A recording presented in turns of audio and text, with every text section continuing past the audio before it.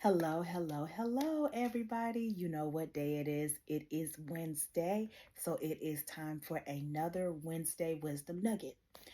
Well, this is a little different today. So, the purpose of me creating this is basically to talk about the prioritization of mental health.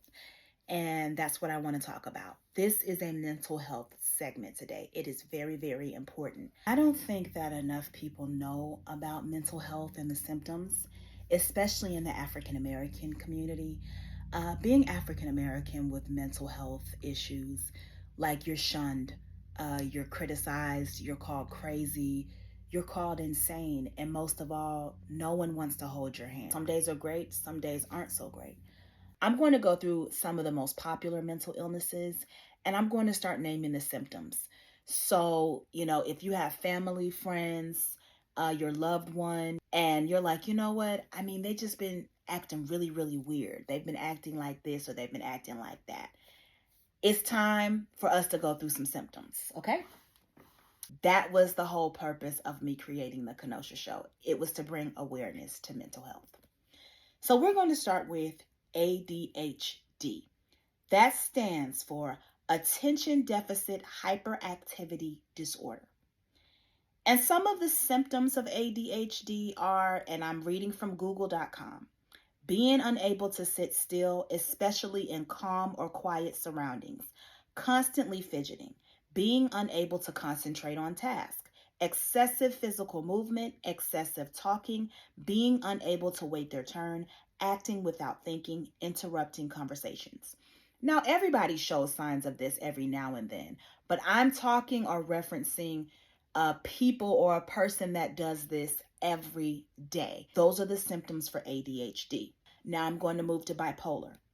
So in their manic phase, which is their worst phase, where they're really not themselves at all, these are the symptoms of bipolar disorder.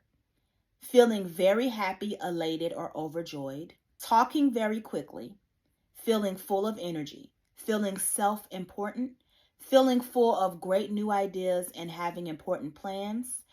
And then on the downside, when they are feeling sad or angry, they are being easily distracted and they're being very easily irritated or agitated. They don't sleep very well. It says not feeling like sleeping, being delusional, having hallucinations and disturbed or illogical thinking, doing things that often have disastrous consequences, such as spending large sums of money on expensive and sometimes unaffordable items. This is coming from nhs.uk, and it says, if you have bipolar disorder, you may have episodes of depression more regularly than episodes of mania.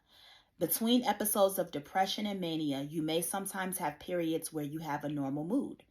The patterns are not always the same, and some people may experience rapid cycling where a person with bipolar disorder repeatedly swings from a high to a low phase quickly. So that means they go from happy to sad instantly in the same day, quickly. They just turn on and off. It's almost like having a double personality. Basically, that's what bipolar disorder is in their manic mood. We're going to go to anxiety. And that is what I was diagnosed with. And it's called generalized anxiety disorder. And these are the symptoms: persistent worrying or anxiety about a number of areas that are out of proportion to the impact of the events. And this is from mayoclinic.org. Overthinking plans and solutions to all have the worst possible outcomes. Perceiving situations and events as threatening, even when they aren't. Difficulty handling uncertainty. Indecisiveness and fear of making the wrong decision. The signs and symptoms are fatigue, trouble sleeping, muscle tension, sweating, irritability, nausea, nervousness, or trembling. And for me, some of my symptoms are, this is one that they failed to put in, a very rapid heartbeat. So my heart will just beat like fast when I'm getting ready or almost, getting ready to have an anxiety attack. So what I practice or try to do is deep breathing. And then sometimes my hands will shake and tremble. In recent times is stress marks. So I'll break out in these stress hives or stress rashes. That's also a part of anxiety. And those are the symptoms for anxiety. Schizophrenia is basically characterized by, it's a mental illness characterized by thoughts or experiences that seem out of touch with reality, disorganized speech or behavior, and decreased participation in daily activities. Difficulty with concentration and memory may also be present. So, the most common symptoms of schizophrenia are hallucinations, that means seeing things or people that are not there, delusions, disorganized thinking, lack of motivation, slow movement, change in sleep patterns, poor grooming or hygiene, changes in body language and emotions. I've noticed with people who have schizophrenia, they don't sleep very well. And it's almost like they have multiple personalities, in my opinion. They're just, it's like they definitely see a lot of things that may not necessarily be there. They may call out things from their past or people from their past, and it's just a lot of things going on in their mind, and they're not present in the moment. Sometimes you'll talk to them and you'll see them like staring out, and you're trying to get their attention, you're calling their name, and they don't even hear you. They're not conscious. And that's what I've noticed about my personal experience with people that I've noticed who have schizophrenia and who go into attacks. PTSD is post traumatic stress disorder. The people that deal with PTSD have symptoms only when they think about that traumatic experience, whether it's like a car crash or somebody close to them that passed away and something they see reminds them of it. When they start replaying those events in their mind, anything that reminds them of that, that's when they go into their attacks. So the symptoms may include nightmares or unwanted memories of the trauma, avoidance of situations that bring back memories of the trauma, heightened reactions, anxiety, or depressed mood. One of the main symptoms that I see with people who have PTSD, definitely the nightmares that they have. They don't sleep very well. A lot of them really deal with paranoia. That is something that I've seen. Always being on guard for danger, and that is very correct.